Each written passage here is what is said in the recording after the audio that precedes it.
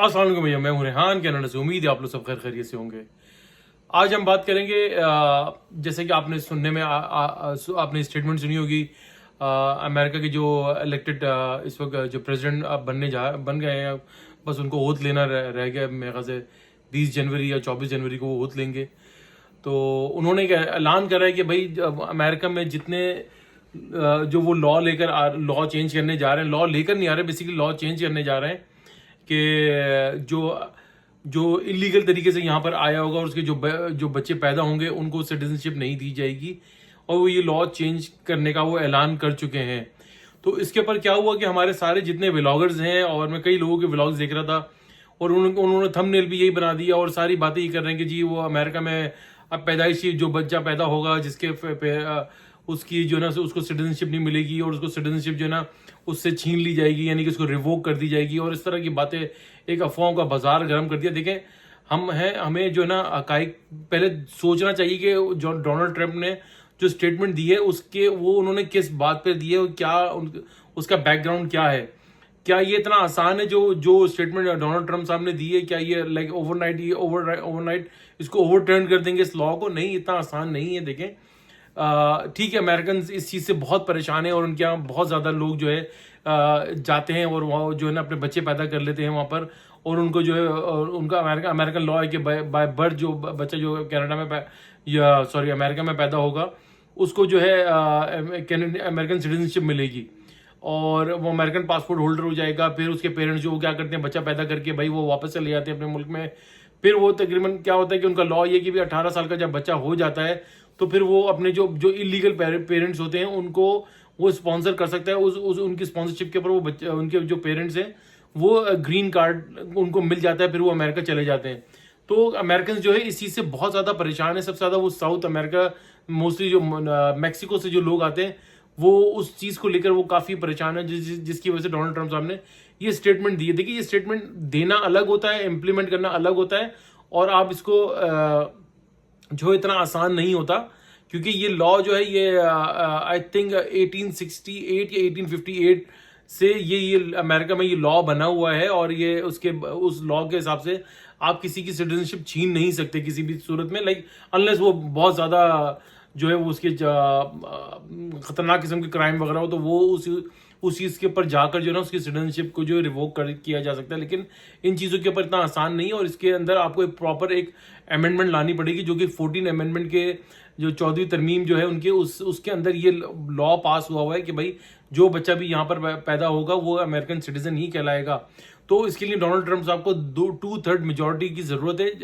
दो वो इस वक्त कांग्रेस में और सेनेट में इस वक्त मेजोरिटी के अंदर आ गए, लेकिन उसके लिए एक बहस होती है, पूरा एक लॉ को जो है वो टेबल किया जाता है, उसके ऊपर आर्ग्यूमेंट होगी। इतना आसान नहीं होगा डोनाल्ड ट्रंप साहब के लिए ये चेंज करना। और जिस तरीके से हमारे यहाँ सारे यूट्यूबर्स ने ये सारी अफवाहें उड़ा दी हैं कि जनाब यार ये सारा कुछ चेंज कर दिया जाएगा, वो सिर्फ और सिर्फ अगर उसकी बारीकी में समझे तो डोनाल्ड ट्रंप साहब ने कहा है कि जो लोग इलीगल तरीके से अमेरिका के अंदर एंटर हुए हैं और वो आकर यहाँ पर किसी अपने बच्चों को पैदा कर लेते, तो उनके ऊपर ज्यादा वो उनका फोकस है कि उनके ऊपर हाथ डाला जाएगा। उनकी सिटीजनशिप का वो ऐलान कर रहे हैं कि भाई मैं कैंसिल करूंगा, और जो है अब जो है बच्चे जो भी यहाँ पे पैदा होंगे अमेरिकन सिटीजन नहीं कहलाएंगे। कि वैसे बहुत सारी कंट्रीज में आपको बताऊं कि यूरोपियन कंट्रीज में और इंग्लैंड में ये सारा लॉ पास हो चुका है, और वहाँ पर अब जो भी बच्चा पैदा होता है अगर उसके पेरेंट्स के पास स्टेटस नहीं है, इवन अगर वो वर्क परमिट के ऊपर है या स्टूडेंट के ऊपर है, किसी भी स्टेटस के ऊपर, अनलेस उनके पास सिटीजनशिप अमेरिकन कनाडा इंग्लैंड की सिटीजनशिप नहीं है,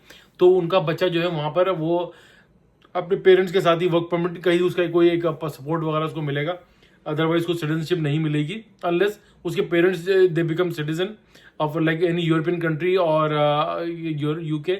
तो वो फिर बच्चा अपने पेरेंट्स के साथ माइनर के अंदर आकर वो सिटीजन हो जाएगा। लेकिन अब ऐसा नहीं है। बहुत सारे मैं पर्सनली ऐसे लोगों को जानता हूँ जो जिनके बच्चे वहाँ पैदा हुए हैं, लेकिन वो अपने पेरेंट्स के साथ ही उसी स्टेटस के ऊपर ही रह रहे हैं जो स्टेटस उनके पेरेंट्स का है। तो डोनाल्ड ट्रंप साहब इस कानून को लेकर बहुत ज़्यादा सीरियस है।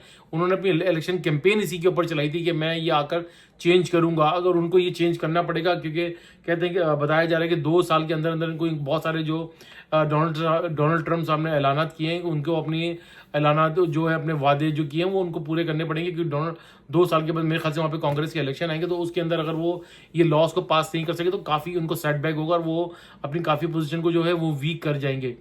तो मैं कुछ तज्जिया निगारों को देख रहा था, तो वो यही कह रहे थे, उसमें डेमोक्रेट्स भी थे और रिपब्लिकन भी थे, तो वो यही कह रहे थे कि भाई ये इसके ऊपर एक बहस की जाए, इस बिल को टेबल किया जाए, इसके ऊपर एक वो कितने के फ्रूटफुल जो है कि इसका रिजल्ट निकलना चाहिए, क्योंकि मुझे ऐसा लग रहा है कि अब डेमोक्रेट्स भी यही चाह रहे हैं कि भाई इस लॉ को जो है किसी तरीके से चेंज किया जाए, और ये जो बच्चे यहाँ लोग आके बच्चे पैदा कर लेते हैं, जो सिटीजन हो जाते हैं, वो ये कह रहे हैं कि यहाँ पर एजुकेशन के ऊपर वो उनको बहुत ज़्यादा बर्डन पड़ता है, वो हेल्थ सेक्टर के अंदर बहुत ज़्यादा उनको बर्डन पड़ता है, और अदर बहुत सारे सेक्टर्स हैं जिसके ऊपर ये अमेरिकन गवर्नमेंट को इनका बोझ उठाना पड़ता है। तो इसलिए शायद इसके ऊपर अब ये काम शुरू होगा, लेकिन इतना आसान नहीं होगा, ये बड़ी लंबी डिबेट होगी। डोनाल्ड ट्रम्प साहब ने अगर ये काम कर दिया तो ये समझे अमेरिका की हिस्ट्री चेंज हो जाएगी और ये बहुत बड़ा रेवोल्यूशन होगा अपने तई। वहाँ पर डोनाल्ड ट्रम्प साहब को हिस्ट्री में याद रखा जाएगा अगर वो ये काम कर जाते हैं, क्योंकि अमेरिका में ये सब चीज़ें कोई पाकिस्तान की तरह नहीं है कि भाई कोई बिल आया, रात को बिल आया और सुबह लोगों को जितने पार्लियामेंटेरियंस थे, सेनेटर से, उनको बोला कि भाई जाके साइन कर दो। उन्होंने बेचारों ने पढ़ा ना लिखा ना डिबेट करी, कुछ भी नहीं करा, उनको बस साइन करा दिया। अंदर क्या था कि तुम्हें पता ही नहीं था। बहरहाल ये अमेरिका एक सिविलाइज कंट्री है, यहाँ पर सारी चीज़ों को फॉलो किया जाता है। तो अब देखते हैं आने वाला वक्त क्या बताएगा। ये मेरे यूट्यूबर्स भाइयों से गुजारिश है कि भाई खुदा के लिए इस तरह के ये थंबनेल ना बनाया करें, और क्या नाम है इसका, इस तरह की अफवाहें ना उड़ाया करें कि अब अपने बाकायदा यूट्यूब के अंदर बोलने के जो ना ये कानून चेंज हो गया। अभी तो उन्होंने ऐलान करा है, चेंज कहाँ से हुआ? अभी तो ऐलान करा है उन्होंने, डोनाल्ड ट्रम्प साहब ने अपनी तो इलेक्शन की कैंपेन का उन्होंने अपना हिस्सा बनाया हुआ था। अब वो लेकर आएंगे एग्जीक्यूटिव ऑर्डर के थ्रू, भी वो इतना आसान नहीं होगा अगर वो एक वन गो में इस कानून को चेंज कर जाए। उनको बहुत बड़ी लाइक इवन उनको कोर्ट तक में जाना पड़ जाएगा और कोर्ट में ये मामला लटक जाएगा। ये एक लंबी बहस होगी, इसमें ह्यूमन राइट्स के लोग बहुत आ जाएंगे, बहुत सारी चीजें इसके अंदर बहुत बारीकियां देखी जाएंगी। जब ये कट्टा खुलेगा तो ये बड़ा फैलता चला जाएगा, तो इतना डोनाल्ड ट्रम्प साहब के लिए इतना आसान नहीं होगा। तो एक और जाने से पहले चले मैंने ये आपको अपनी वीडियो, होप कि आपको मेरी वीडियो अच्छी लगी होगी। मैं जाने से पहले, एक हमारे यूट्यूबर हैं यहाँ पे कनाडा में, तो उनको एक बड़ी खुशफहमी ये हो गई है कि भाई सब लोग जो है मेरा जो है कंटेंट चुराते हैं। अब वो बड़ी खुशफहमी का शिकार हो गए हैं कि अचानक से उनके सब्सक्राइबर बहुत ज़्यादा बढ़ गए थे। वो बढ़ गए तो सबको पता है वो कैसे बढ़ते हैं। उसके बाद से वो 4 महीने से वहीं के वहीं अटके हुए, उसके बाद उनके बड़े भी नहीं। तो आप भी अपनी खातिर जमा रखें भाई कि आप किस तरीके से सब्सक्राइबर को बाय करते हैं।